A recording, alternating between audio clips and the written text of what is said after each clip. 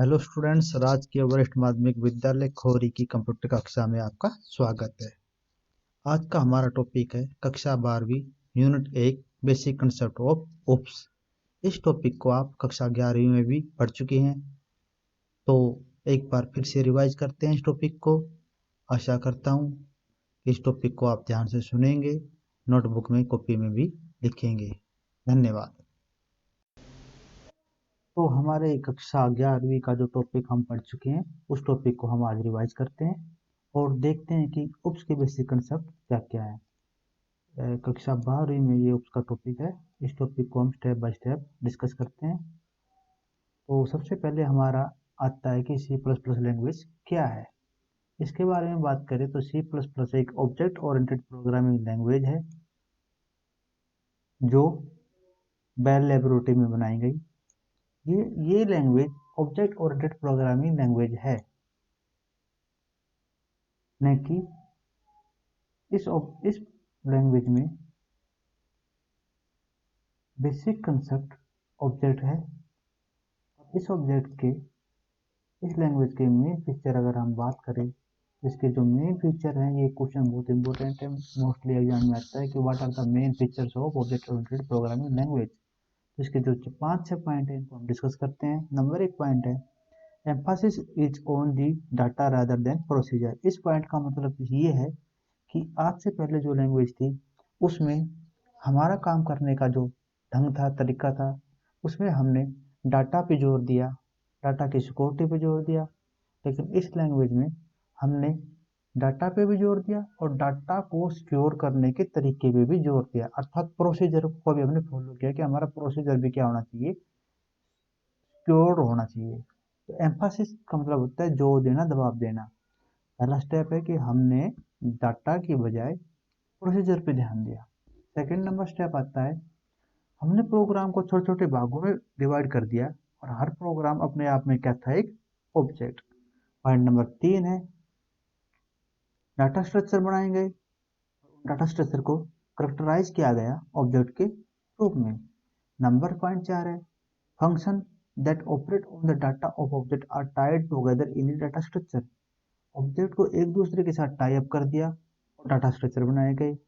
Data is hidden from can not be accessed by the external function. इसका मतलब ये है कि हमारा जो डाटा है वो बाहरी दुनिया से छुपा रहता है और इसको कोई भी एक्सटर्नल फंक्शन यूज नहीं कर सकता।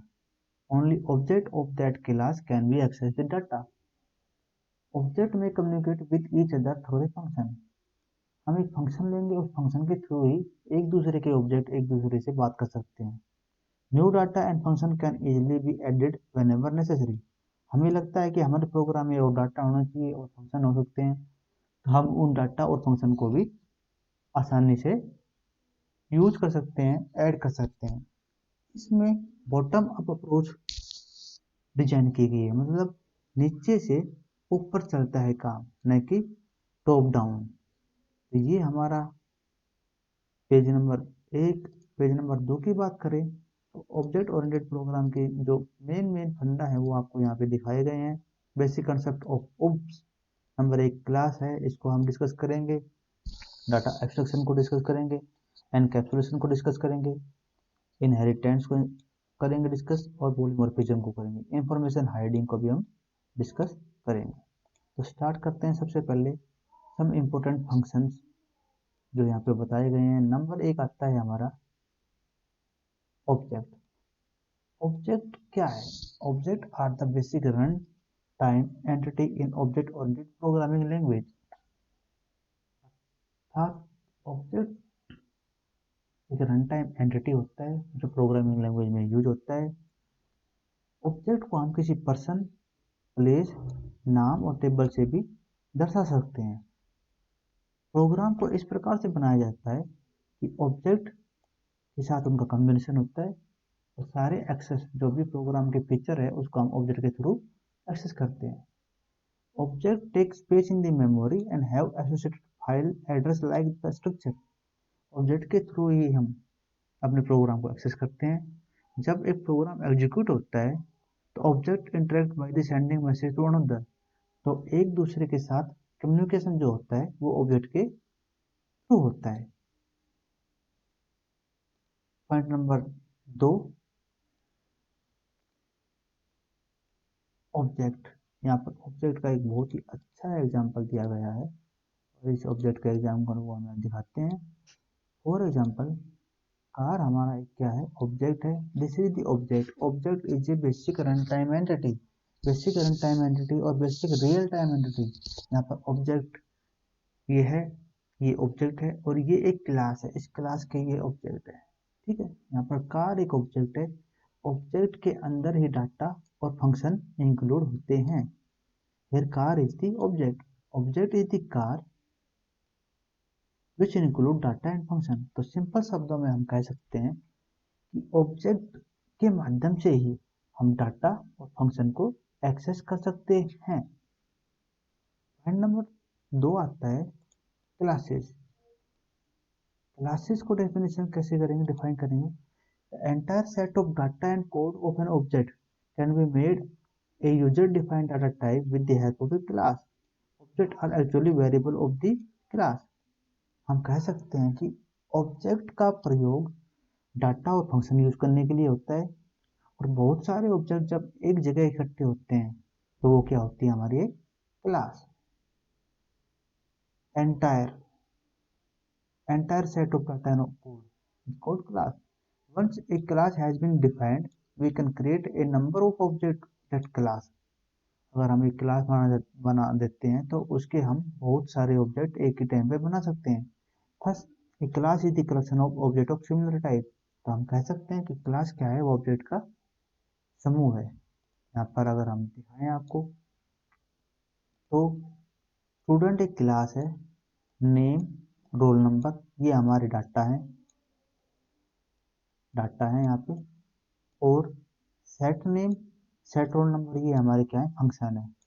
और इन फंक्शन को हम एक्सेस करना चाहते हैं तो ऑब्जेक्ट के थ्रू ही इनको एक्सेस कर सकते हैं। एग्जाम्पल के तौर पे अगर मैं लेता हूँ, ये हमारे set name and set roll number क्या है, हमारे फंक्शन है।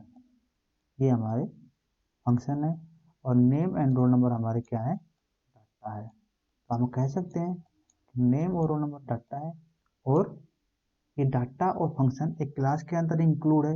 इन डाटा और फंक्शन को यूज करने के लिए हमें किसकी आवश्यकता होगी, ऑब्जेक्ट की। तो ऑब्जेक्ट के थ्रू ही हम एक क्लास के डाटा फंक्शन को एक्सेस कर सकते हैं। अब क्वेश्चन आता है कि हम ऑब्जेक्ट के थ्रू कैसे एक्सेस करेंगे। तो एग्जांपल लेते हैं, क्लास का हमने ऑब्जेक्ट एक बनाया S1 और S2 हमने एक ऑब्जेक्ट बनाया। तो हम चाहते हैं कि नाम और रोल नंबर एक्सेस करें, तो हम कर लेंगे S1 डॉट नेम। इसका मतलब है S1 ऑब्जेक्ट के थ्रू हम नेम को एक्सेस करेंगे और S1 डॉट रोल नंबर करेंगे तो रोल नंबर को एक्सेस करेंगे। S1 डॉट सेट नेम अगर मैं लिखता हूँ तो हम सेट नेम फंक्शन को एक्सेस कर सकते हैं। और अगर मैं लिखता हूँ S1 dot roll number function, इस वाले को डॉट लगा के, तो मैं सेट रोल नंबर फंक्शन को एक्सेस कर सकता हूँ। कहने का मतलब है कि ऑब्जेक्ट के थ्रू ही हम एक क्लास के फंक्शन और डाटा को एक्सेस कर सकते हैं। तो ये हमारी बातें थी ऑब्जेक्ट और क्लास के बाद में। अब आता है कि क्लास को डिफाइन कैसे करेंगे। क्लास नेम लिखते हैं, सेमीकोलन स्टार्ट, बीच में उसके डाटा और उसके फंक्शन आएंगे और सेमीकोलन को बंद करते हैं। अब क्लास कैसे होती है, हमने क्लास बनाई है। यहाँ पे कार एक क्लास है, उस कार के दो ऑब्जेक्ट बना दिए, कार एक और कार दो। मान लीजिए एक हमारे पास क्लास है कार की हमारे पास एक क्लास है और कार के अंदर डाटा है हमारा, मान सकते हैं स्पीड एक डाटा है और उसके बाद हम सोच सकते हैं सेट गियर जो गियर को सेट करेगा, सेट गियर। तो ये गियर एक हमारा फंक्शन ले लिया हमने। अगर मेरे को स्पीड और सेट गियर को एक्सेस करना है तो मैं सीधा एक्सेस नहीं कर सकता, मैं ऑब्जेक्ट के थ्रू ही इस इन प्रॉपर्टी को एक्सेस करूंगा। तो मैं क्या लिखूंगा, car A dot speed is equal to 100, मतलब कार ए एक ऑब्जेक्ट है, उसके थ्रू ही मैं कार की स्पीड को एक्सेस करूंगा। और car A dot gate gear इसके थ्रू मैं उसकी गेयर को एक्सेस कर सकता हूँ, एक फंक्शन है। तो ऑब्जेक्ट क्लास, ये हमारी क्लास है और इसके ये दो ऑब्जेक्ट है। इन ऑब्जेक्ट के थ्रू ही, इन दोनों ऑब्जेक्ट के थ्रू ही मैं अपने क्लास के एलिमेंट, सॉरी क्लास के डाटा और फंक्शन को एक्सेस कर सकता हूँ। तो ये हमारा टॉपिक था क्लास एंड ऑब्जेक्ट पे। इसके बाद अगर हम बात करें एनकैप्सुलेशन, एनकैप्सुलेशन की बात करें तो एनकैप्सुलेशन क्या होता है? Encapsulation, the wrapping of data and function into a single unit is called encapsulation। Simple साधारण अर्थों में अगर हम फंक्शन और डाटा को एक सिंगल यूनिट में बांध दें या इकट्ठा कर दे तो उसको क्या कहेंगे? एनकैप्सुलेशन। यहाँ पर एनकैप्सुलेशन का एक एग्जांपल दिखाया गया है। ये क्लास है, क्लास में वेरिएबल और फंक्शन को इकट्ठा एक ही यूनिट में हमने क्या कर दिया? बांध दिया। तो ये हमारा क्या बन गया? एनकैप्सुलेशन। इसी प्रकार एनकैप्सुलेशन के फायदे क्या हैं? Data is not accessible to the outside world. जब हमने डाटा को एक सिंगल यूनिट में बांध दिया तो बाहर आउटसाइड वर्ल्ड उसको यूज नहीं कर सकता। केवल दो function which are wrapped in the class can access it. जो फंक्शन इस क्लास के अंदर wrap किए गए हैं, बांधे गए हैं, वही फंक्शन इस डाटा को एक्सेस कर सकते हैं। पॉइंट नंबर 2, एब्स्ट्रैक्शन क्या होता है? एब्स्ट्रैक्शन की बात करें तो abstraction refer to the representing exceptional features without including the background details of the explanation. इसका मतलब होता है कि किसी भी चीज की हम फीचर्स को डिफाइन करें बिना उसके बैकग्राउंड डिटेल इंक्लूडिंग।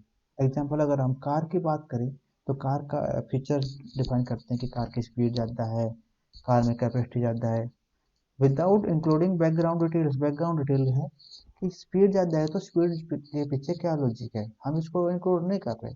तो एब्स्ट्रैक्शन यही होती है कि हम किसी चीज़ के फीचर को एक्सप्लेन करें without including the background detail कि उसमें एक्चुअली काम कैसे हो रहा है।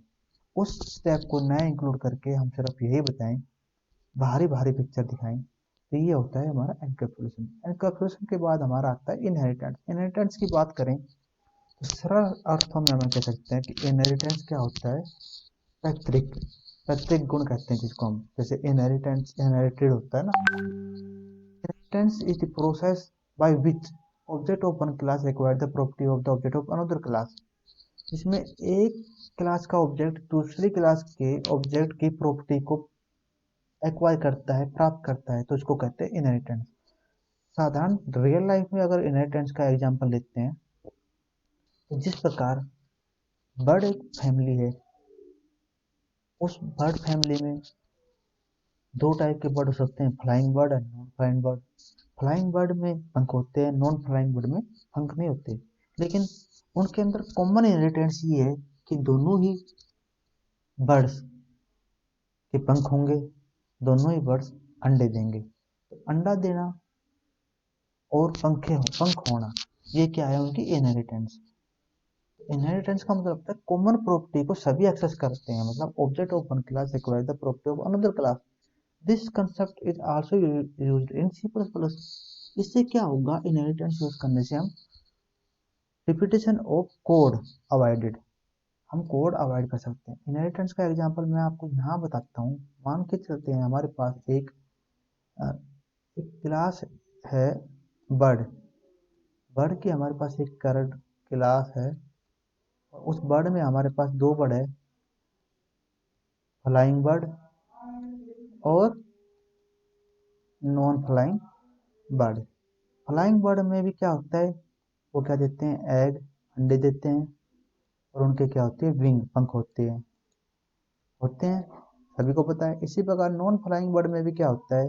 वो एग देते हैं और वो विंग, उनके क्या होती है? पंख होती है।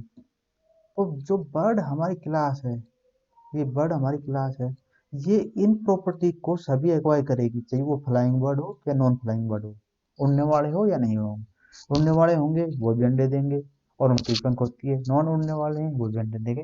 तो दिस इज द इनहेरिटेंस, मतलब कुछ बेसिक फीचर सभी एक्वायर करते हैं एक क्लास के, पैतृक गुण मान सकते हैं इनको। तो यही हमारी क्या होती है? इनहेरिटेंस।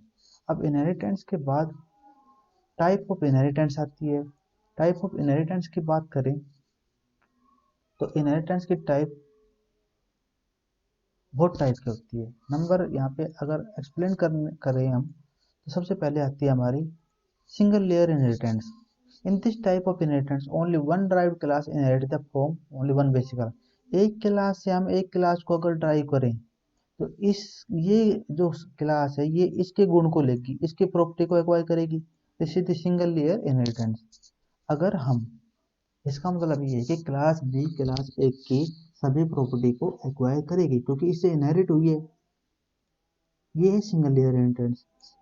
इसके बाद आता है मल्टीपल इनहेरिटेंस। मल्टीपल इनहेरिटेंस का बात करें जब एक थर्ड क्लास कोई एक क्लास दो क्लास से इनहेरिट की जाए, मतलब ये क्लास सी है हमारी, ये क्लास बी से इनहेरिट हुई है, क्लास ए से इनहेरिट हुई है। इसका मतलब है कि सी क्लास के अंदर जो प्रॉपर्टी होगी वो ए क्लास की प्रॉपर्टी होगी, बी क्लास की प्रॉपर्टी होगी। इसको हम कहते हैं मल्टी लेवल इनहेरिटेंस। इसके बाद हमारा पॉइंट आता है हायरार्किकल इनहेरिटेंस। हायरार्किकल इनहेरिटेंस की बात करें तो इसमें भी क्या होता है, जब दो या मल्टीपल ड्राइव क्लास एक सिंगल क्लास से ड्राइव हो, जब हम एक ही क्लास से बहुत सी क्लास ड्राइव करें। अब यहाँ पर देखें तो एक क्लास से हमने बी को ड्राइव किया है, ए से हमने सी को, ए से हमने डी को, तो ये हो गई हमारी कौन सी hierarchical inheritance class. Multi level inheritance क्या होता है, जब एक लेवल से दो। अब यहाँ पर मल्टी लेवल और हाइब्रिड का इकट्ठा एग्जाम्पल हम बता सकते हैं। यहाँ पर हम बात करें तो ए से बी और बी से डी इनहेरिट हुई है, तो ये हमारी हो गई मल्टी लेवल। लेकिन हाइब्रिड क्या होता है, वो मल्टी लेवल भी होती है और हायरार्किकल भी होती है। ए और बी, ए से हमें बी और सी आई, लेकिन बी और सी से हमारे पास डी क्लास आ गई, तो डी के अंदर बी और सी के गुण होंगे और बी और सी के अंदर ए के गुण होंगे। तो डी के अंदर बी के गुण, सी के गुण, जो डी क्लास है इसके अंदर क्या होंगे, किस किस की प्रॉपर्टी होगी, बी की प्रॉपर्टी होगी, सी की प्रॉपर्टी होगी, ए की होगी। This is the example of hybrid inheritance. ये हमारा क्या होता है, हाइब्रिड इनहेरिटेंस होता है। एग्जाम्पल एक बहुत अच्छा एग्जाम्पल यहाँ पर दिखाया गया है इनहेरिटेंस का, इसको एक बार डिस्कस कर लेते हैं। अब मान के चलते हैं एनिमल एक क्लास है। एनिमल्स आपको पता है शाकाहारी होते हैं, मांसाहारी होते हैं और सर्वाहारी होते हैं। अब शाकाहारी की बात करें तो रैबिट, मांसाहारी की बात करें तो शेर और हाइना, और सर्वाहारी की बात करें तो मैन। यहाँ पर एनिमल एक हमारी बेस क्लास है और इस बेस क्लास से हमने नीचे की क्लास ड्राइव की है, तो इनको बोलते हैं ड्राइव्ड क्लास। और जो पहली क्लास होती है उसको बोलते हैं मेन क्लास या बेस क्लास। तो आपको पता होना चाहिए बेस क्लास हमारे यहाँ पर एनिमल है और these are the derived class. तो यहाँ पर अगर हम कहें कि son, this is the main class, और सन से इस, ये हमारी मेन क्लास है, इससे हमें ये इसका जो कहते हैं पप्पी है या शेर का जो बच्चा है, ये क्या है, ड्राइव्ड क्लास, क्योंकि इसके अंदर प्रॉपर्टी अपने पेरेंट की होगी। तो this is the parent class और this is the base class. ये हमारी बेस क्लास है, ये हमारी पेरेंट क्लास है। तो ये हमारी इनहेरिटेंस के बारे में पढ़ते हैं। यहाँ पर बताया गया है here tiger is the main class and baby tiger is the derived class, hence have some common feature from the base class। तो यहाँ पर हम कह सकते हैं कि टाइगर हमारा बेस क्लास है और बेबी टाइगर हमारी इनहेरिटेंस क्लास है। लेकिन इस बेबी टाइगर के अंदर टाइगर की प्रॉपर्टी होगी, प्रॉपर्टी क्या होगी, वो तेज चल सकता है, शक्तिशाली होगा, मांसाहारी होगा। तो इसके अंदर इसकी प्रॉपर्टी ऑटोमेटिक आ गई। तो यही क्या होता है हमारा इनहेरिटेंस। इसी के साथ आज का हमारा टॉपिक कंप्लीट होता है। घर पर रहे, सुरक्षित रहे, सावधान रहे और इस वीडियो को देखें, व्हाट्स यूट्यूब पर सब्सक्राइब करें और लाइक करें। Thank you.